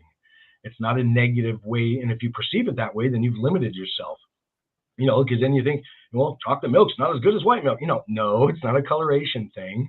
So just realize that, and your perception is what really matters. And as long as we don't try and follow somebody else's set recipe in this life of how to do this, that, or the other, no, throw Betty Crocker's cookbook out, look at them for suggestions, but then you go your own route and see how it feels, because feelings matter more. Awesome. I love that. Yeah. And I think that they can line up, and that's, I think, the big thing, right? Like, it's like we can and this, I didn't know this for many, many years of my life. I can feel good about something and it can make sense at the same time. And so it took me years and years and years of just living in a constant state of cognitive dissonance, of, not being able to identify the hum that was happening, beneath all the, in the, of the fridge or whatever, right? Like that, something's wrong here. This doesn't feel, and this doesn't quite line up. But, I think those two elements can, and that's really where that creation and that manifestation kind of have to happen. I think we overemphasize the action, the masculine, the yang, and we underestimate the feminine and that internal power, kind of like that knowing that you're talking about, the yin and the feminine aspect. Dylan, you want to hop in here? You got anything to add? Sure. I got something to say about something you said a minute ago. It's funny, the masculine female relationship, especially when I think about it in terms of like experiential reality, where there's things, but everything needs a place to be. So you got you got your table, your your body, your stairs, your house, whatever, but that thing needs the exactly similarly shaped place to be in. It takes two to tango, of course. And the experience we have, that we find ourselves in, because we all sort of are born, if there is reincarnation, regardless, we're all born with a mind wipe. We all come in this like, where am I? What's going on here? And in that sense, it's also like the feminine is like the unknown, or the dark underground cave, and the masculine would be this burning torch you hold to go travel into the dark unknown and reveal its secrets. And the deeper you go, the more information is going to be revealed to you. But of course, one couldn't do what the other. A cave with no one to explore it, what's the point? And explore with no unknown to go travel into, he already knows everything. That's also boring. Yeah, it's a little bit of a game of hide and seek. It's it's interesting. But I just hear we've just heard these words thrown around a lot, especially recently, about whether it be toxic masculinity or divine masculine or sacred masculine or whatever. And I just thought we'd have a little chat about it and see how people perceive of it and define it. With Bill doing 13 questions, and they talk about a lot of these types of topics and have a lot of clarity on it. And Derek's had a lot of experiences too, and the way that he experiences energy, I think, is really critical to understanding any of these things, because people start getting swept up into hysteria about certain ideas and topics, and maybe they're not even informed on the building blocks of what they're even beginning to discuss. And that's true for me and anybody else, right? Like, it's just so easy to take a side and jump in and start chipping away and having your argument or whatever, or picking a side. It's really easy to do. It's seductive how energy will lure us in to and then steal all our energy, right? It's really easy to pick a side, and it's usually a mistake to I don't think there's a single man out there who's the true paragon of masculinity, and that's not even a worthy goal to aim towards, in my opinion. But you should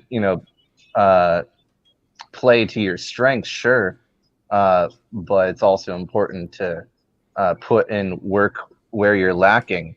And some people may have a head start one direction or the other, but you want to be well-rounded, you know, and not pick a side like that.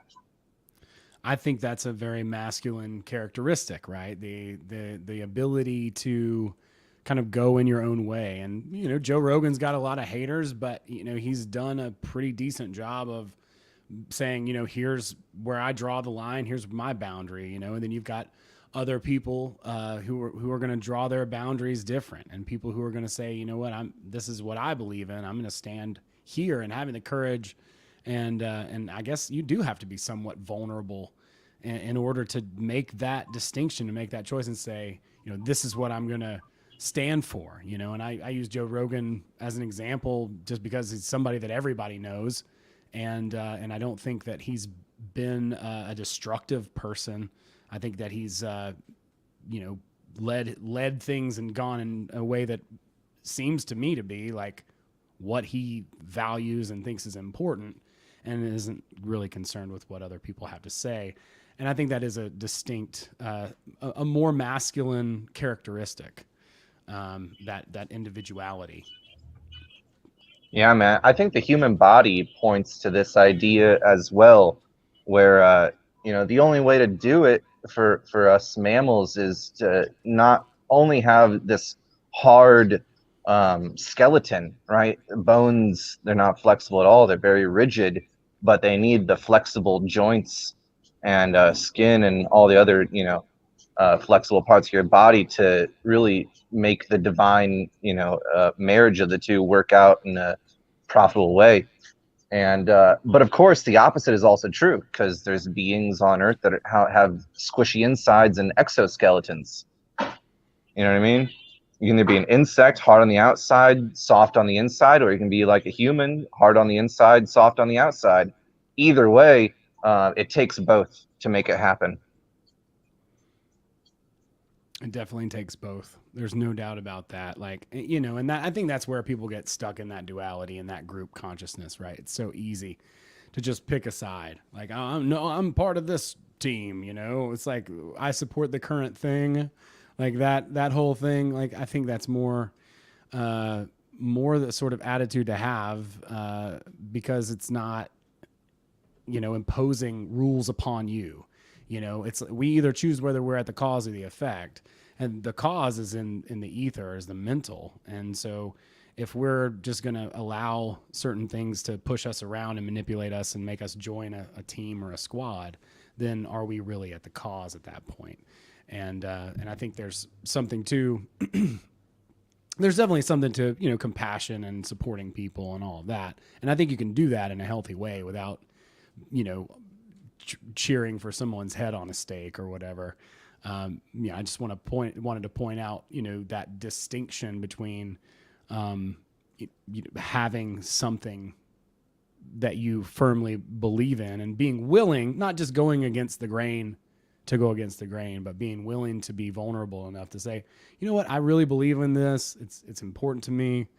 You know, I'm going to draw a boundary here. I'm not going to allow this to push me around and without being, you know, defensive or angry, you know, because ultimately when we're in a situation, one thing that I've been trying to ask myself as much as possible is, how does this help me? You know, not just to be completely selfish, but if someone irritates me, or if they disappoint me or do something that I think they shouldn't, and I make a big scene about it or talk shit or make some drama happen, like, how does that do anything positive for me? And so as I'm like evaluating my actions and next steps, and this may be a little bit more of a masculine characteristic as well, it's just evaluation and consideration, thinking about things before you act on them. I'm like, well, does this help me? Would it help me to talk shit about this person or make a big deal about this thing? Or will it make me look like an asshole and then people won't want to work with me anymore? Because probably it's going to be the latter. You know, certain people are going to get opportunities you're not going to get. Certain people are going to succeed faster than you. They're going to, you know, climb the ladder more quickly or whatever it is. But instead of just being impulsive and getting upset or angry about that, taking a second to consider, how does this really help me? Or how does this help everybody, right? Like as that, from that protector role, how does this help me? How does this help the people around me? Because I want to make sure that they're all good. If I go and make enemies, is that going to help me or is that going to hurt me? Is that going to help me protect myself and my own, the things that we're trying to create together? Or is that only going to endanger and entrap me later on down the road? It's a worthy question. I heard Ari Shafir, actually, of all people, talking about that the other day, and it stuck with me because, you know, especially like comedy or any industry, name the industry, it doesn't matter, very competitive. And so a lot of people get upset, they get jealous, and they feel looked over, whatever, it doesn't matter. And those things are going to happen no matter what. And it's really up to us how we respond and react to those things as to how the rest of our experience unfolds and how we move forward, you know, and what opportunities we actually do get, because we can easily self-sabotage ourselves if we're not a little bit guarded, a little bit caution oriented. That's one of Napoleon Hill's 7 laws in Outwitting the Devil is caution.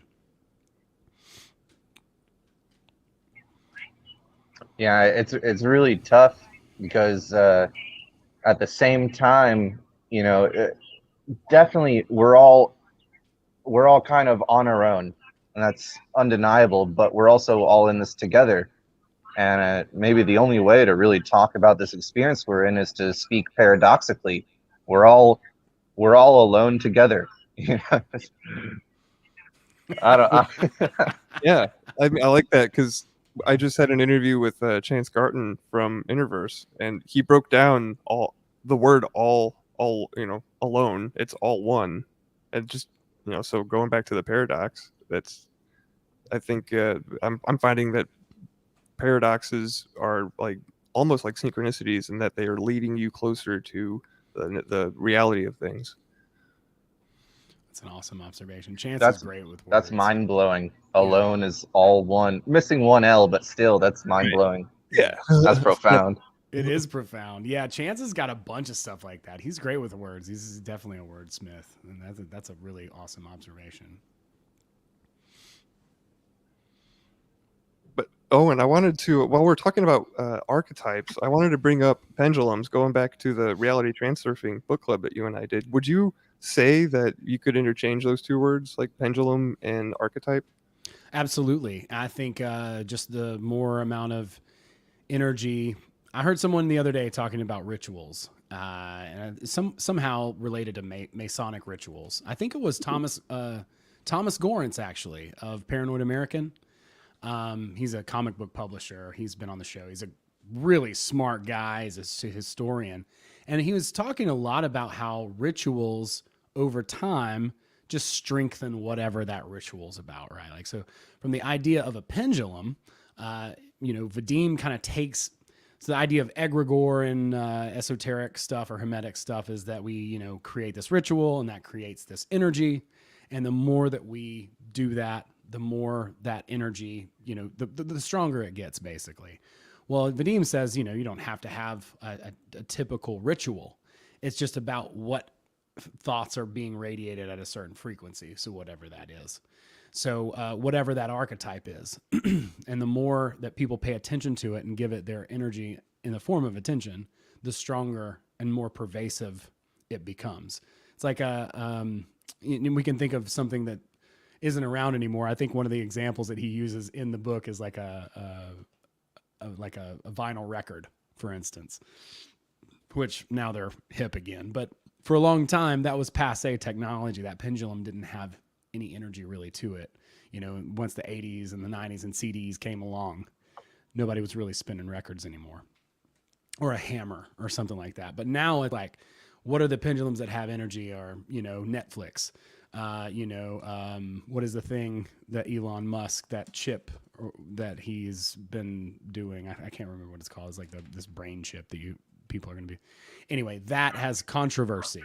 And the more energy that it has, the more it seeks controversy. The more controversy it has, the more it swings back between the adherents and the opponents of each of one of those archetypes or pendulums. I think pendulums are really just a way to sort of categorize clusters of energy and say, like, this is all energy radiated at a certain frequency. Like, let's say a sports game is a great example, right? Like the team runs out, everybody, yay, the home team, and all that energy goes out, and you feel all that energy, and everybody can pick up on it. It's very real. And then the visiting team runs out, and the whole stadium goes boo. But for some reason, and you would think all this negative energy would just hurt them, but for some reason they're like, yeah, give us that, we'll be the bad guys today. Like, give us all that negative energy, right? Like that archetype is in the form of, a G or a U on the helmet or whatever the symbol is for that particular institution or organization. So I think it's all basically interchangeable. Those archetypes and those pendulums, they just become more powerful the more energy that they receive from us, the more that we pay attention to them. And that's positive or negative energy. That was the big kicker for me when I started to learn a little bit about that concept.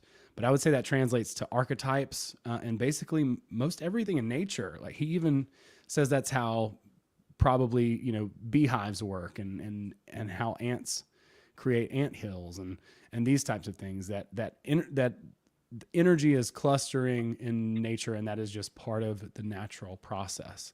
And so understanding that and those archetypes, we decide how much we fuel them, how much energy, how much attention we give them based on the way that we react to them, like whether we're in opposition, stiff opposition, anger, or fierce support, purveyors of whatever cause or idea. They always come back to guilt, duty, and obligation as far as manipulative hooks go, at least as far as the pendulums. But in the sense of archetypes, I think that it's something that maybe we created a long time ago, and the more we continue to progress and grow in society, the longer those things are around, the more pervasive they become, and the more frequently that you see it. That's my opinion. Yeah, no, that's super interesting. And my other half of asking that question would be, I guess, Derek, if you could help answer this. If the archetype is something that exists whether we're conscious of it or not, does it then have its own like distinct flavor that you're able to pick up on or hue like you would like an aura of a human? That's a great question. Nobody's ever asked one like that, and lots of ways of wording that, of course, but it does. It's like a change of clothing almost. We can all change our clothing, a different outfit, and then so a new persona, an archetype, however you want to word it, but it has a whole, I would call it a presence. So if we talk energies, call it a presence, and then it can be perceived on a whole lot more levels. So it's not like I see a certain archetype walk in and, ooh, it's a brighter light around them. No, it doesn't quite work like that, but there is a distinction because it's really layers. Again, difficult thing to talk about because we're so limited in our vocabulary. But yes, you can see and you can feel it. So if somebody walks in with a certain archetype into Mystical Wares here, and I'm going to give them a session or something over here, because I do lots of energy work and different things, I'm going to pick up on that real quickly. And for me, I get to kind of I call it cheating, because I also get to, because I perceive frequencies, I get to also see and communicate with what we call guides, guardians, past loved ones, call them what you like, but they're entities and they're all around us. And we're basically trying on suits. So then I get to have that chat with that person's, again, I just like the term spirit guides, that's around them. So I'm chatting with them or their higher self at the same time. And then I get the backstory of explaining why they're feeling like they're in that certain way of believing sort of thing. So yeah, I mean, life's a buffet. Don't let anybody tell you that everything with little red peppers on it is spicy. Not all red peppers are spicy. So I know it's a rough analogy to work with, but just be open to expanding. And you can change instantly. I had somebody today who walked in the store, wasn't in a session. I'll just go quickly, was out there. I did an energy removal, and those things can happen with the swipe of your hand. And they feel it instantaneously. Heart chakra lights up, tears come rolling out. That's just a heart chakra activation, you call, when the excess energy is removed. And you don't have to have the full understanding of that. And when I'm saying energy, that can also be a role or an archetype that you've placed yourself in. A limiting role is what it is. So I know it's really vague ways of describing this, but I'm trying. I hope No, that makes some sense. No, I think so. And I like that you emphasize the going your own route as opposed to, and it ties back into pendulums perfectly, Owen, because you're never supposed to be trapped by a pendulum. You're supposed to blaze your own trail. Like, you know, Joe Rogan's a trailblazer. And in reality transurfing, Vadam talks about amalgams in mirrors, right? So being a mirror maker is another term for deciding what your reality is going to look like. And in the end, when we can, I mean, that's the main driving force. I think it's a big statement to make, but in the end of the day, what we want, what we are really after is controlling our reality when it comes to, it's not so much, you know, survive, like putting food on the table. Maybe that's meant, maybe seen as more of an masculine thing to do, right? Is to, you know, go out and do that. But at the end of the day, it's not really about just physical survival. It's about controlling our reality, whether that's in life or in death too, because that's part of life. I mean, he You're says here to that. thrive, not survive. Yeah, absolutely. Right. He says that You're not going to survive. I guarantee Exactly. you, we're all going to die. Let's get past that and have some fun. Yeah, That's so great. thrive.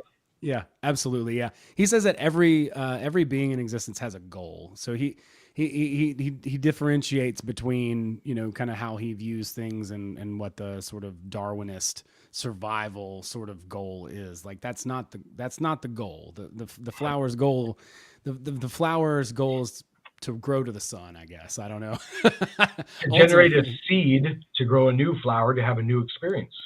This would be one suggestion. So, and never ending.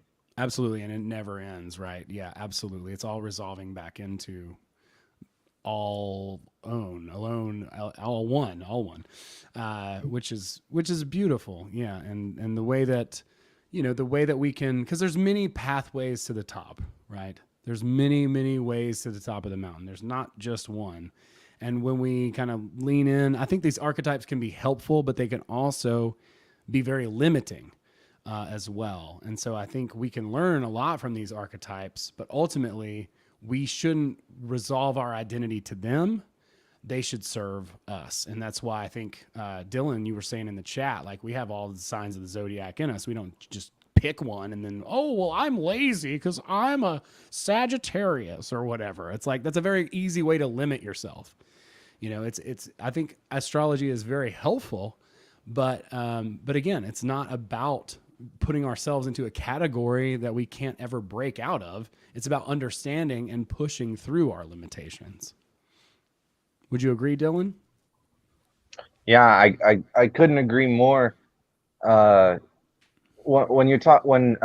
Bill is talking about the relationship between archetypes and pendulums, which you said, yeah, there's absolutely a connection there. One of the connections I saw was how an archetype is a very neutral thing. Like you were saying, masculine or masculinity, and you brought up the examples earlier of divine masculinity, and you said like toxic masculinity. And the cool thing about a pendulum is that, you know, in our experience, pendulums are always trying to, you know, they're put in motion. Sure, there's some energy behind it, but they're always trying to settle in the middle. They're always trying to settle themselves and find balance. And so that's our goal too.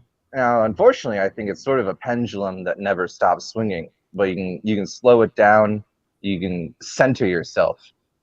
And the funny thing is that all the credit of a pendulum centering itself is what we call friction. And unfortunately, whenever someone brings up friction, it's always in a negative connotation when we use it, right? Something's slowing us down. It's a drag. Right? We say, oh, it's a drag, it's friction. And but there's still, again, friction is only an archetype, and it's a source of hindrance and actually something you're gonna have to utilize and harness the positive effects of it at the same time. And and there's so many things. There might even be people in our lives that we say, oh, they hinder me, but then, well, maybe you can do something about that. That same person, without even changing much about themselves, maybe you can just find a way to better your relationship or view it from a different angle at the same time. Be like, wow, this person, especially if I put some work into it, this whole situation could get flipped on its head. And that's the great part about free will. As much as that idea is in contention, do we or do we not have free will? And I also think that's also one of these, like, will. What is will? Well, again, I have to speak paradoxically. The way it feels to me is that we're all being forced to make choices. It's like, I can't choose to not make another choice after this choice.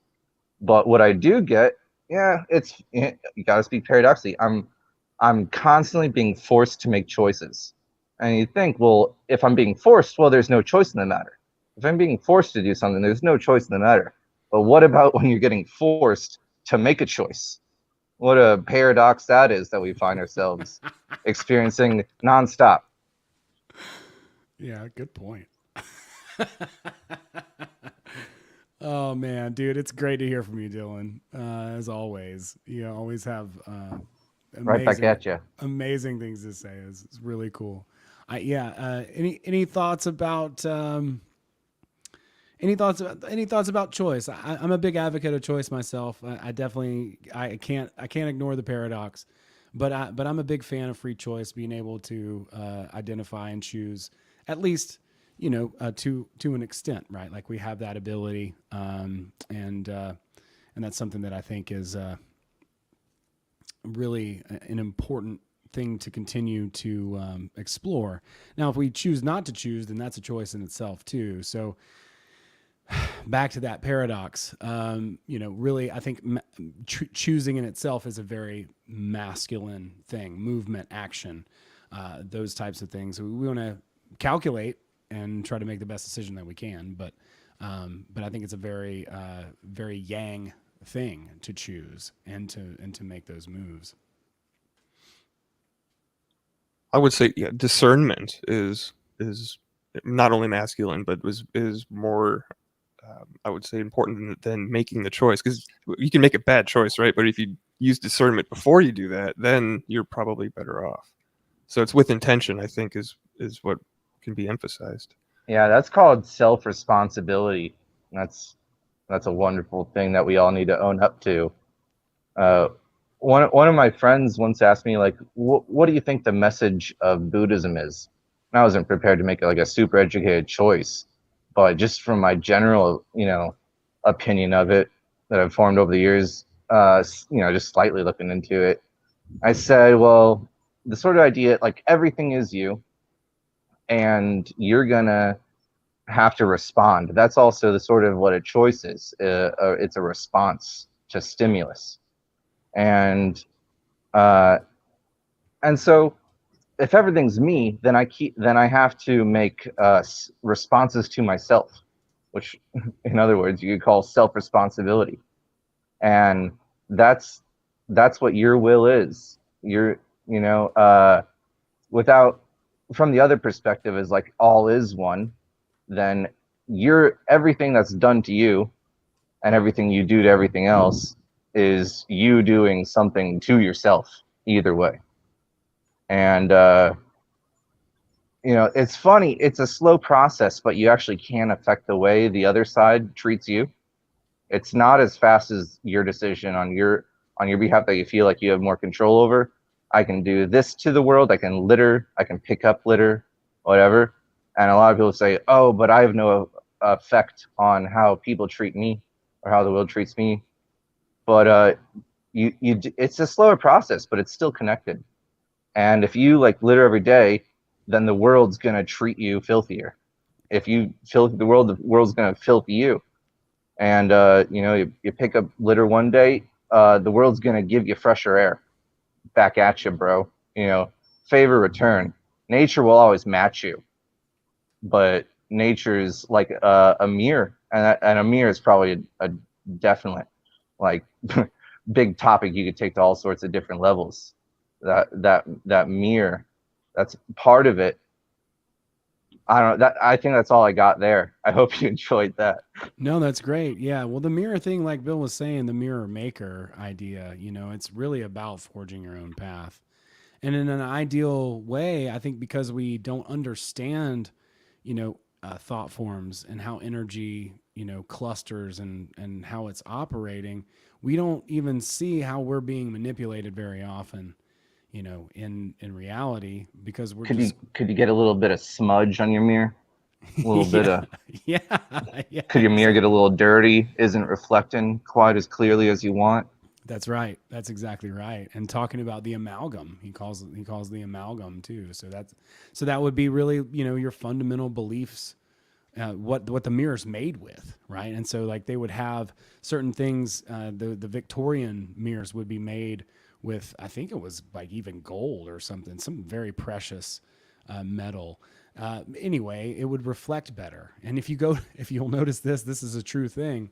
They put different types of mirrors in fitting rooms to make you look thinner when you go and shop for clothes, so that you're like, oh, these look good on, but it's the mirror, it's the way it's bent, and it just reflects things a different way, So really, we have the ability to decide, what the contours of our mirror are going to be and how clean it's going to be. But I think the more that we understand how energy operates and what those hooks are that sort of lead us into being manipulated and giving our individuality away to other groups or whatever. Not that groups are bad, groups aren't bad, but it's just really easy if we're not aware of those tendencies to just give our power away, give our identity and our individuality away to other ideas, other forces, and those aren't necessarily going to work on our behalf.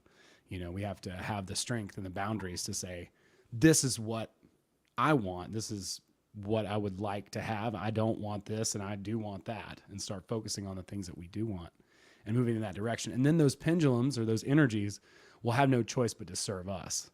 We're not meant to serve them. They're meant to serve us, right? And those forces of nature, that's kind of how it works, or how it hopefully should work, but we don't have. Like Don was saying earlier in the chat, like the archetypes have even been crushed, besmirched was the word he used. And that is the word of the day now, in order for us to not really understand, these ideas. Yeah, I like Dylan that you used the phrase personal responsibility or taking responsibility, and just on that note, to tie it back into Owen, you were talking about dreaming, or when somebody in the chat was talking about dreaming, um, with the realization that dreams are reality, unrealized, unmanifested reality that is existing in this alternative space. What can we do? How can we take personal responsibility for our dream time? And I actually got a very useful trick how to do this from Derek quite a number of years ago, and I'm a huge fan of passing on practical pearls of wisdom. So, Derek, could you explain the reasoning behind dream contract negation when you wake up every morning? Sure. Yeah. And there's lots of ways of describing what Bill's talking about. You can call them, dream agreements, dream state revocations. But long story short, of course, from our physical perspective, about a third of our lives we're in the astral or dream state. We're sleeping, of course. Well, we're doing all kinds of stuff, and I like to be vague and just say stuff out there. Contracts, agreements, experiences. Well, we're bringing all that stuff back to us down here in 3D. And because, we're little humans down here in this vehicle, we don't tend to remember a whole heck of a lot from dream time, usually or typically. Well, all we really need to remember is that it's a thing. We're actually out there doing stuff. So what Bill was chatting about is what myself and others, again, I like the term dream state revocations. And again, that's probably used by 20 other individuals. Great. We should all share. But it's being aware that you're doing things at night in dream state. And so all you have to do, again, we don't remember often. So when I wake up in the morning, I'm just chatting to my higher self or oversoul or self. And what I say, and you don't have to go OCD on the exact terms I'm using, it's just get the gist. So what I say is, I revoke any dream state agreements that I made last night that were not in alignment with my higher self. I know that was really vague, but it was all encompassing too, because again, we don't know. Maybe there's good stuff, bad stuff, who knows? So whatever's out of alignment with my higher self, not some club I joined or some guru, some podcast person that told me it's this way. You're just talking to yourself. Then I release that. And when I see that, those energy types of energy, when I do sessions in here, they like to, the individual in front of me calls those things karma. I see them as little silver cords. And I'm like, and they say, well, karma's forever. I did bad and blah, blah, blah. I'm like, it's energy. Everything's energy. If you sit there and believe it's forever, then have fun with that. It is. Because I can reach out and remove that karmic attachment, release the energy. Now it is then up to that person not to continually find themselves in that thought process or emotion to rebuild that energy attachment. Sometimes we call karma and different things around here. But again, those agreements happen at night. And bringing it back to what Bill was talking about, if you just wake up and just chat with yourself, no guides, guardians, gurus, any stuff I did, remembering or not, I want to revoke it if it was bad for me. If it was good for me, good to go. And you can be that vague. And I just wake up and I use one word, think zip file, because time doesn't exist anyway. So why would you need a 10-minute meditation to revoke this, that, and the other? You don't. You just need a thought process. So I wake up, go, I'm love and armored. Not protected. Protected is, it gives you the feeling of, ooh, I need to protect it from the ghosts and goblins or bad guys out there. If that's the way you're perceiving your reality, that's kind of limiting. But if you perceive your reality, you come out with the impression of you're armored, you're an etheric badass, you're strong, you're all empowered. That's a whole different feeling you're putting off. And energy individuals like me that can perceive energies, that's a big difference. That's a type of armor, not protection. So yeah, revoking your dream state agreements, like Bill mentioned, is great. But even on the inverse, excuse me, I would etherically armor yourself before you go to sleep. So when you enter that state, you're in that heightened energy form. And there's lots of ways of doing that. But yeah, that's a great idea you brought up, Bill. That's fascinating. And I totally get where you're coming from. I guess what I need to know, because I definitely feel like that's something for me to maybe find my own way through. It sounds like everyone has to approach it from a shared technique, but also a personal approach when going through that. And then, but there'd be like techniques, right? Like, what would you do before you go to sleep? Like what's the last thing you do before you go to sleep? Do you like speak it out loud, or just think about it? Again, go ahead. Awesome question. And I'll go quickly, but I think you guys will all get it. So it is an etheric armoring process. So you're affecting the energies around you. You want what scientists would call a cohesive energy or structured energy. And that looks different to someone like me. So it ties into what we sometimes call sacred geometry or platonic solids if you're a scientist. But if you talk a buckyball, a fullerene, a C60 molecule, it's a little soccer ball shape is what I'm actually talking about. It's the same molecular structure in shungite that I mentioned earlier. And again, there's lots of science behind that. But if you literally imagine and I'll just call it a buckyball for ease of conversation here, but it is for those from the sports visualization. It's a soccer ball shape, little hexagons and pentagons. It's actually the shape of a water molecule. And hint, hint, just like you're drinking their own, we are made of water. Depending on how dehydrated you are, 80-something% water. So the right container for the right job. So what I imagine is a little soccer ball just filled with love, already in my heart center, because that's where we exist, not this cholesterol sac we call a brain. You're in your heart field, of course. So if that soccer ball of love is already in your heart field and it expands from there, totally different than what I hear on certain podcasts saying, bring in the white light from earth, from outside, blah, blah, blah, blah, blah. That's like jumping in bed with dirty clothes, pulling the sheets over you. You didn't accomplish much. So if this love container is inside of you, expanding from there out, and as it's doing that, it's just your imagination. It's removing excess and overage, whatever that is for you at the time. You don't have to give a number, a color, ooh, that bad argument with boss man or significant other. You just go excess and overage gone. And so literally in the snap of a finger, you're perceiving yourself in a container, that's a container, a soccer ball filled with love energy. And what that does when I do that for people, and that ties into what I'll call a walk-in session earlier today, when I do that and I put that, and it's, by the way, there's a number for it, or to it for love, 0.1 hertz. It's an actual frequency scientists figured out. It's actually the frequency in a cat's purr and a honeybee's buzz, not the sound, but the frequency. So knowing that, when I do that and put that person in a container of love using my emotions and imagination, those, I'll just say, entities out of alignment with them that can be perceived as negative, evil, this, that, and the other, they can't stay in that energy field. I'm changing their channel. Think of your body as a radio, your chakras as the dials. Light up that heart chakra with love, feelings, and someone can help you do it with yourself as well. Then the energy affects you. And then different, if they're perceived as heavy energies or attachments, overages, lots of ways of describing it, those energies go away. But it is an armoring process, Dylan, that I do before I go to sleep. So I just say armor. So think zip file. Again, it's not a big yoga pose or meditation. I'm armored. I go to bed. When I wake up, I do my dream state revocations, Bill brought up, and then I'm armored again. But by the way, that armor, think of it as etheric hygiene. We're sure taught we need to take a bath or shower for this physical body that's only 10%. You're 90% metaphysical. So if you think of it as etheric hygiene and do this armoring process, when you're bebopping through the day and you feel those heavy, stressful, anxiety energies, welcome to reality. They're everywhere. Armor yourself again. Crazy soccer ball of love from the inside out. You may laugh it off inside, and guess what you just did? You changed the frequencies and energies. And you can call it all crazy head games. Yeah, 90% of this reality is metaphysical. Play the head games. It's all mental. It's all mental, huh? That's amazing.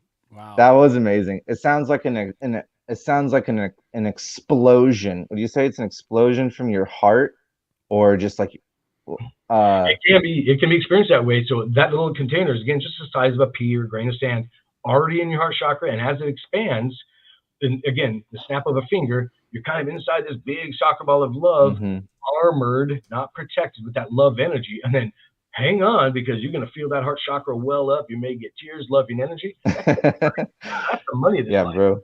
That's the good stuff. Man, it almost. I know it doesn't have to be necessarily viewed this way, but more than an explosion, almost sounds like an EMP blast. You know, a spiritual EMP, emotional blast. And that was, oh man, that made my night, man. I have to be off now, but it was great to meet you guys. I look forward to talking soon again. Yeah, Dylan, dude, thanks for popping in. Let people know where they can connect with you. Dylan is a brilliant young man. I'm blown away every time I get an opportunity to chat with him. He's got a great mind, and he's got a great heart as well. So folks should definitely check him out. He's fundamental. Let people know where they can find you real quick before you hop off. Thanks, Bootsy.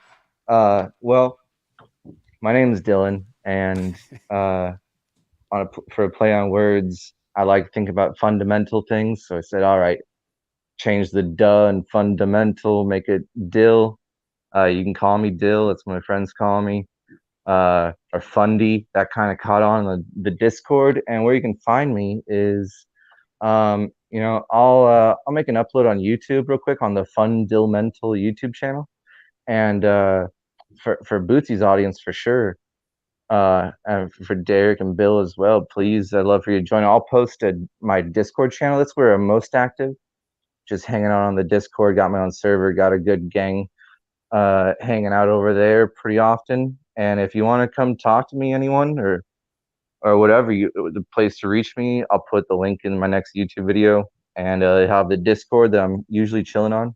But thanks a lot, Bootsy, for allowing me the shout out. And again, nice talking to you, fellas. It was awesome. It was super, just mind-blowing. And yeah, I'll be off. Peace out. Yeah, appreciate you, Dylan. Thanks, dude. Yeah, I'll put Dylan's link in the description of this video and the podcast as well. He has a really good vlog. That is awesome. But also, I want to talk to you guys about what you're doing, where people can find you.